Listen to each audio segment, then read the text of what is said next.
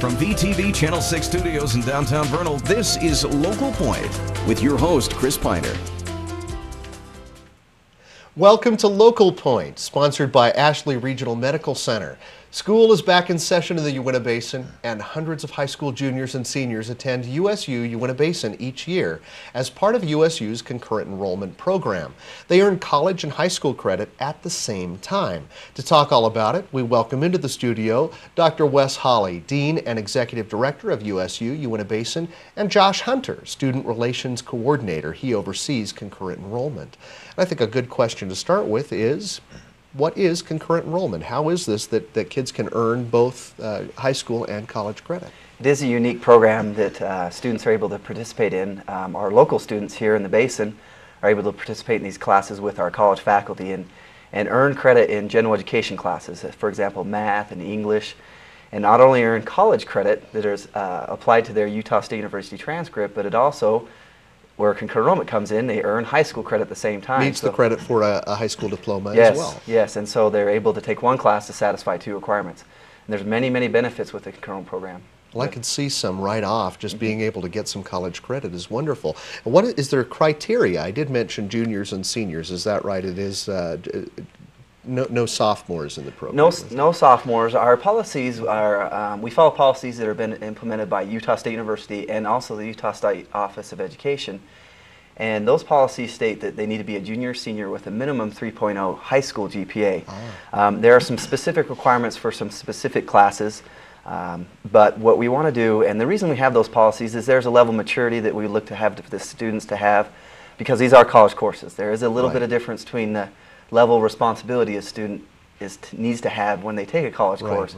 The high schools have the chance to implement additional GPA requirements if they'd like as well too.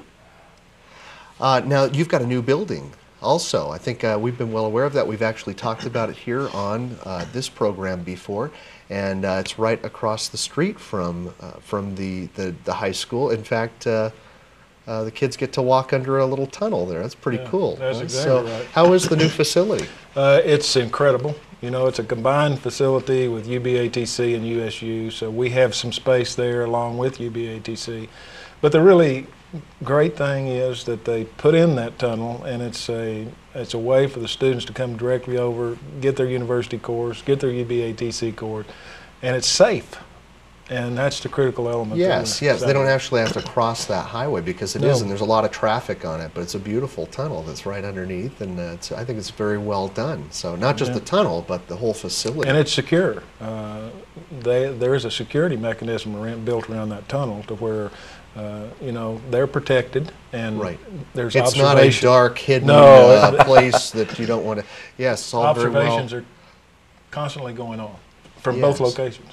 Now, have there been any changes to concurrent enrollment? Is not a new thing. I've heard of this for many years out here. Are there some new aspects to it, or is it pretty much what we've expected in the past? You know, one of the things that we are trying to do, and Josh and the faculty are trying to implement, is we're trying to make sure, absolutely certain, that they have the highest quality university beginning level courses that we can provide to them.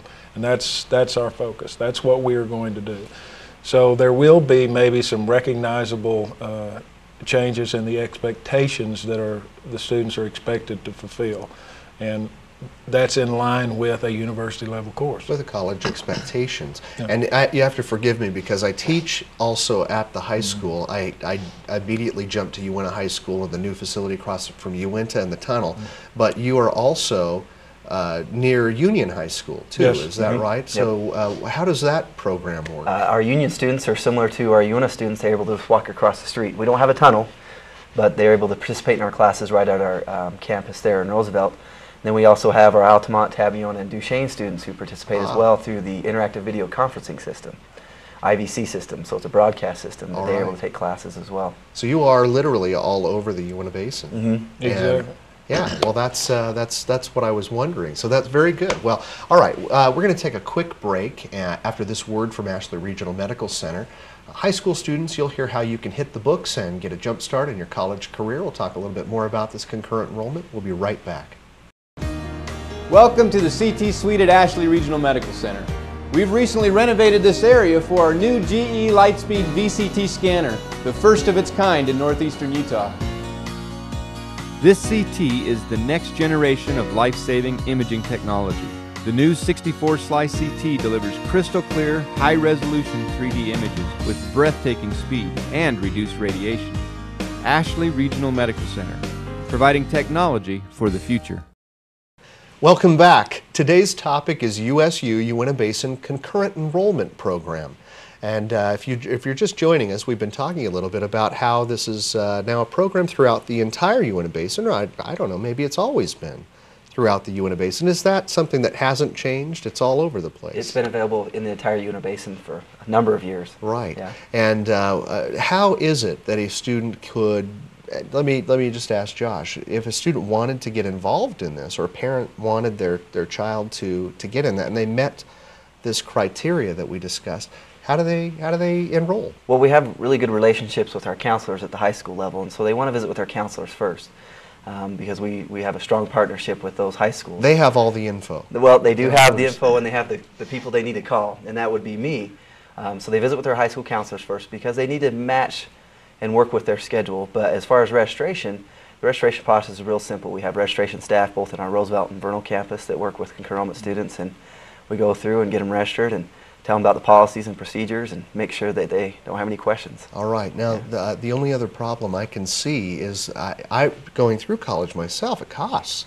Now, what is this going to cost a high school kid who's a minimum wage job? Well, that's one of the major benefits of concurrent enrollment. Besides the opportunity to earn college credit, is the tuition and fees are waived, and so students are able to take these classes, and their responsibility is their textbooks. They still have to buy their textbooks, but the tuition and fees for an approved concurrent enrollment course are waived, which saves a lot of money. This is really a great opportunity, and it sounds like we are in the right place to live. We have such great opportunities. I mean, to be able to get college credit, and this is legitimate college credit that Dean Holley on a transcript. What does it mean to someone viewing a transcript? Well, it is very important, because the transcript, they're actually establishing their university record.